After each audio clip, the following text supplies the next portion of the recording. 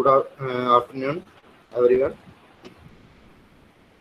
कल हमने डिस्कस किया था होली ओन सब्सिडी के बारे में, जहां 100% शेयर एक्वायर किए जाते हैं उन चीज़ों के बारे में। आज हम डिस्कस करेंगे कॉस्ट ऑफ कंट्रोल और कैपिटल रिजर्व के बारे में। कई बार क्या होता है कि जो होली ओन सब्सिडी होती हैं उनके शेयर तो हालांकि पूरे परचेज किए जाते हैं और उसी मूल्य पे लिए जाते हैं, लेकिन होल्डिंग कंपनी ज़्यादा मूल्य पे करती है या फिर कम मूल्य पे करती है उस चीज़ के बदले में। एज लाइक मान लीजिए कोई कंपनी सब्सिडरी कंपनी है, 5 लाख शेयर 5 लाख रुपए के शेयर इशू कर रखे हैं और सब्सिडरी कंपनी में इन्वेस्टमेंट जो कर रखी है होल्डिंग कंपनी ने, वो 5 लाख रुपए से ज़्यादा ही कर रखी है या कम की कर रखी है। कहने का मतलब 5 लाख रुपए के शेयर तो सारे ले रखे हैं, लेकिन पेमेंट होल्डिंग कंपनी ने उसके बदले में 6 लाख या 7 लाख रुपए पे कर दिए। तो वहां पे हमारा जब सर पेमेंट आपस में मैच नहीं होती, वहां पे हमारा क्वेश्चन अराइज होता है किस चीज का, कॉस्ट ऑफ ए कंट्रोल का। सर जब बोलो पेमेंट, साहब नहीं आ रही। हाँ हेलो, आवाज साहब नहीं आ रही सर।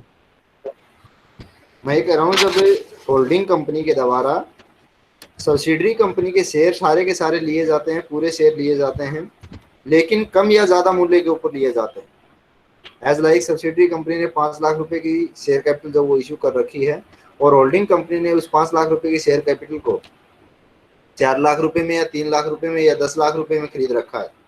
इन्वेस्टमेंट 5 लाख की बजाय कम या ज्यादा रुपए की है, तो उस कंडीशन में कॉस्ट ऑफ कंट्रोल या हमारी गुडविल जो हो, कैपिटल रिजर्व जो हो, वो जन्म लेते हैं।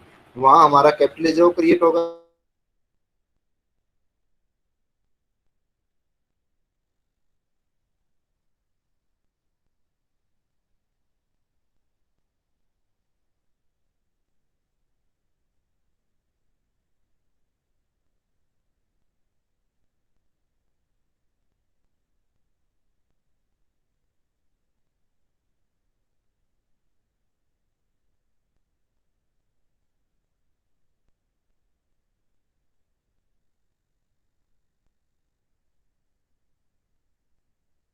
फिर कॉस्ट ऑफ कंट्रोल है दो की लिस्ट में देखिए, शेयर कैपिटल दे रखी है हमें।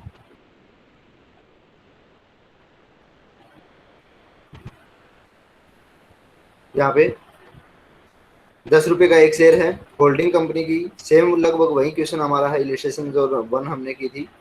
20 लाख रुपए की शेयर कैपिटल होल्डिंग कंपनी की है और सब्सिडी लिमिटेड की जो है वो 5 लाख रुपए की शेयर कैपिटल है।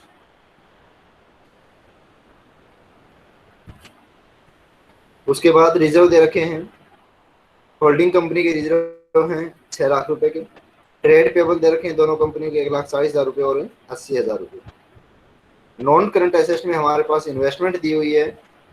इन्वेस्टमेंट में 100% investment of S limited at cost, लागत मूल्य के ऊपर। ये देखिए लागत मूल्य के ऊपर उसने कितने का लिया है,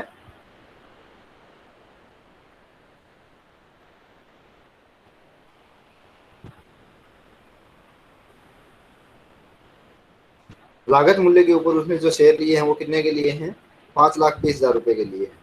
तो इस कंडीशन में देखिए दोनों चीज इक्वल नहीं है। इक्विटी शेयर कैपिटल जो थी वो 5 लाख रुपए की थी और इन्वेस्टमेंट जो कर रखी है वो 5,20,000 रुपए कर रखी है।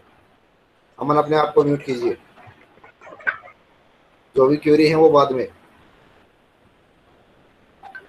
तो यहाँ पे दोनों चीजें जो वो इक्वल नहीं है। उस कंडीशन में हम क्या करेंगे, यहाँ पे कॉस्ट ऑफ कैपिटल या फिर जो कैपिटल रिजर्व होगा वो क्रिएट होगा। 20,000 रुपए का डिफरेंस दोनों चीजों में आ रहा है। 5 लाख रुपए के शेयर थे, 5,20,000 रुपए की इन्वेस्टमेंट है, तो 20,000 रुपए हमें ज्यादा पे करने पड़ रहे हैं। इसका मतलब ये क्या है, गुडविल के रूप में या एक तरीके से कॉस्ट ऑफ कंट्रोल के रूप में कंसिडर की जाएगी। अब यहाँ पे जब इसकी कंसोलिडेटेड बैलेंस शीट आप तैयार करोगे, इसने कहा है prepare a consolidated balance sheet as on 31 March 2011 को हमें कंसोलिडेटेड बैलेंस शीट तैयार करनी है।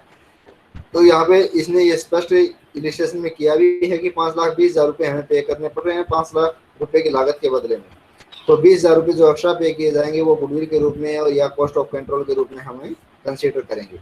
उसको आप कहाँ दिखाओगे, वो हमारी एसेट्स के रूप में कंसिडर किए जाएंगे, वो हमारी एसेट के रूप में कंसिडर किए जाएंगे। दूसरी साइड में जो हमारा कैपिटल रिजर्व हो वो भी उतने रुपए से एक तरीके से इंक्रीज हो, सॉरी, दूसरी साइड में जो हमारा बैलेंस जितने भी हमारे बनते हैं वो आप शो करोगे। देखिए यहाँ पे इक्विटी शेयर कैपिटल सिर्फ होल्डिंग कंपनी की 20 लाख रुपए की दिखाई जाएगी। रिजर्व एंड सरप्लस जो होल्डिंग कंपनी के थे सिर्फ वही रिजर्व एंड सरप्लस यहाँ पे दिखाए जाएंगे 6 लाख रुपए की। करंट लाइबिलिटीज में दोनों कंपनियों की लाइबिलिटीज आप ऐड करके दिखाओगे। दोनों कंपनियों की लाइबिलिटीज यहाँ से देखिए 1,40,000 रुपये प्लस 80,000, 2,20,000 रुपये की हमने दिखा दी करंट लाइबिलिटीज, ट्रेड पेबल या जो भी है 2,20,000 रुपये। नेक्स्ट संपत्तियों में हमारा, संपत्तियों में देखिए फिक्स एसेट हमारी यहाँ पे फिक्स एसेट कितनी दिखा रखी है, इन्वेस्टमेंट दिखा रखी थी 5,20,000 रुपये की। अदर कोई भी फिक्स एसेट नहीं दिखा रखी है, इन्वेस्टमेंट को एक बार छोड़ दीजिए। नॉन करंट एसेट में हमारे पास सन्ड्री एसेट है 22,20,000 प्लस है 5,80,000, 22 और 5 से 27 और 1 28 लाख रुपए की तो कैपिटल हमारी टेंजिबल एसेट में आ जाएंगी। और गुडविल जो क्रिएट हुई थी, क्योंकि 5 लाख के बदले हमें 5,20,000 रुपये पे करने पड़ रहे हैं, 5 लाख के बदले में 5,20,000 रुपये देने पड़ रहे हैं, तो 20,000 रुपये की गुडविल क्रिएट होगी जो हम ज्यादा पे कर रहे हैं। वो 20,000 रुपये गुडविल आप एसेट साइड में शो करोगे। तो ये 20,000 रुपये हमारे as a cost of control के रूप में कंसिडर किए जाएंगे। ठीक है, बाकी क्वेश्चन जो है वो लगभग सेम रहेगा, बाकी क्वेश्चन सेम है, उसमें किसी तरह की कोई दिक्कतें नहीं होनी चाहिए। तो कॉस्ट ऑफ कंट्रोल हमारी मेजर रूप से जब हम equity share capital subsidy company में कम होती है और उसके बदले में ज़्यादा पेमेंट करते हैं या कम पेमेंट करते हैं, कम पेमेंट करते हैं तो कैपिटल रिजर्व क्रिएट होगा, और ज़्यादा पेमेंट कर रहे हैं तो कॉस्ट ऑफ कंट्रोल के रूप में हम उसको कंसीडर करेंगे, गुडविल के रूप में इंटेंजिबल एसेट के साथ उसको दिखाया जाएगा। ठीक है, नेक्स्ट पॉइंट हमारा आता है इसमें partially preparation of the consolidated balance sheet in case of A partially own company या सब्सिडरी। कई बार सिचुएशन ऐसी होती है कि जहाँ पे 100% एक्विजिशन नहीं किया जाता है, 100% एक्विजिशन नहीं किया जाता, तो जितनी शेयर कैपिटल ली जाती है उतनी ही कैपिटल कंसिडर की जाएगी, जितनी शेयर कैपिटल ली जाती है उतनी ही शेयर कैपिटल कंपनी कंसिडर करेंगे।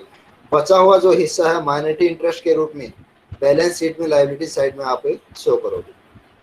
जितना शेयर कैपिटल ले ली वो म्यूचुअली ओनिंग के तौर पे कैंसिल हो जाएगी, और बचा हुआ जो हिस्सा है वो माइनॉरिटी इंटरेस्ट के रूप में बैलेंस शीट में लायबिलिटी साइड में आप शो करोगे। सेम उसी तरीके से रिजर्व एंड सरप्लस हैं, वो अगर कैपिटल नेचर के हैं तो कैपिटल नेचर में जितने भी हमारे आते हैं होल्डिंग कंपनी के हिस्से में, होल्डिंग कंपनी के हिस्से में जितने भी आते हैं वो होल्डिंग कंपनी के साथ एक तरीके से म्यूचुअल ओनिंग के तौर पे कैंसिल कर दिए जाएंगे। बचा हुआ जो हिस्सा है वो माइनॉरिटी इंटरेस्ट के साथ ऐड करके आप शो करोगे। एक क्वेश्चन देखिए, अच्छे से समझ में आ जाएगा।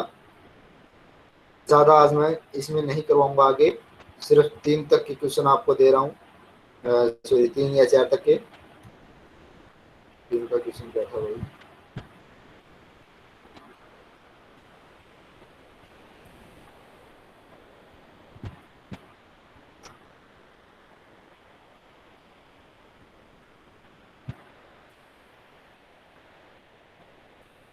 शेयर की रजिस्ट्रेशन देखिए, ये कहता था following are the balance sheet of S limited and S limited as on 31 March 2011। Share holder fund दे रखे हैं, शेयर कैपिटल क्वेश्चन लगभग हमारा वही चल रहा है, न्यूमेरिकल टर्म हमारी वही चल रही है। यहाँ पे दे रखी है 20 लाख रुपए की, सब्सिडी लिमिटेड की 5 लाख रुपए की। उसके बाद reserve and surplus, reserve and surplus यहाँ पे 6 लाख रुपए की वही है। करंट लाइबिलिटीज ट्रेड पेबल हमारे दे रखे हैं 1,40,000 रुपए की और 80,000 रुपए की। उसके बाद नॉन करंट एसेट हमारी दी हुई है investment in 60% share of S limited. यहाँ पे देखिए 100% नहीं है, यहाँ पे 60% शेयर जो है वो लिए जा रहे हैं, 60% शेयर इन एस लिमिटेड। तो उस कंडीशन में 60% की वैल्यू हमें कितनी पे करनी पड़ रही है? 3 लाख। यहाँ पे 5 लाख का 60% अगर आप कैलकुलेट करोगे, 5 लाख का 60% अगर आप कैलकुलेट करोगे, 5 के 30, 3 लाख रुपए बनते हैं, और 3 लाख रुपए ही हमने इन्वेस्टमेंट कर रखी है। तो किसी भी तरह की कॉस्ट ऑफ कंट्रोल या फिर कैपिटल रिजर्व हमारा क्रिएट नहीं होगा। बराबर अमाउंट है 3 लाख रुपए की हमें शो नहीं करनी है। बचा हुआ जो 2 लाख रुपए का हिस्सा है वो माइनॉरिटी इंटरेस्ट के रूप में हम शो करेंगे। सब्सिडरी लिमिटेड के 3 लाख रुपए के शेयर तो होल्डिंग कंपनी ने ले लिए, लेकिन बचा हुआ जो 40% हिस्सा है, 40% हिस्सा है 5 लाख रुपए का, वो हम माइनॉरिटी इंटरेस्ट के रूप में शो करेंगे। देखिए, जब कंसोलिडेटेड बैलेंस शीट आप तैयार करोगे, इसमें कहा prepare the consolidated balance sheet, यहाँ पे शेयर होल्डर फंड में शेयर कैपिटल में 20 लाख रुपए की शेयर कैपिटल होल्डिंग कंपनी की जो थी same as it is. Reserve and surplus 6 lakh रुपए के होल्डिंग कंपनी के जो थे same as it is, 26 lakh रुपए के हमारे ये रह जाएंगे। उसके बाद माइनॉरिटी इंटरेस्ट आपका दिखाया गया है 5 लाख रुपए में से 3 लाख रुपए लेस करके, 5 लाख रुपए में से 3 लाख रुपए लेस करके जो होल्डिंग कंपनी के द्वारा इन्वेस्टमेंट की गई थी उसको हमने लेस कर दिया। बचा हुआ जो 2 लाख रुपए का हिस्सा है वो हमारा माइनॉरिटी इंटरेस्ट के रूप में कंसिडर होगा।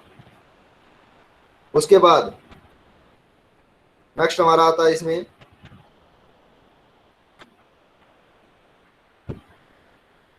2 लाख रुपए का minority interest. Current liabilities same उसी तरीके से दोनों की जोड़ के दिखाओगे, 1,40,000 प्लस 80,000 2,20,000। फिक्स एसेट में टेंजिबल एसेट हमारी हैं, दोनों कंपनियों की जोड़ के आप दिखाओगे, यहाँ पे 24,40,000 प्लस 5,80,000, 24 और 5 29 और 30,20,000, ये 30,20,000 रुपए की हमारी संपत्तियां हो जाएंगी। तो इस तरीके से ये क्वेश्चन किए जाएंगे। अगर पार्शियली शेयर लिए जाते हैं तो जितनी शेयर कैपिटल ली है उतनी शेयर कैपिटल शो करोगे, उतनी शेयर कैपिटल जो होगी वो कैंसिलेशन कर दी जाएगी, आपस में म्यूचुअल देयता के रूप में कैंसिल कर देंगे। और बचा हुआ जो हिस्सा है एज लाइक 30% 40% वो हमारा माइनॉरिटी इंटरेस्ट के रूप में या माइनॉरिटी शेयर होल्डर के रूप में लायबिलिटी साइड में शो किया जाएगा। आज के लिए इतना ही। 4 तक के क्वेश्चन या 5 तक के क्वेश्चन जो है वो आपको करने हैं, 5 तक का क्वेश्चन आपको सॉल्व आउट करने हैं। इसमें अगर किसी भी तरह की कोई भी प्रॉब्लम आप लोगों की रहती है तो डिस्कस कर सकते हो। ये सर मतलब कॉस्ट ऑफ कंट्रोल क्या होती है बताना सर।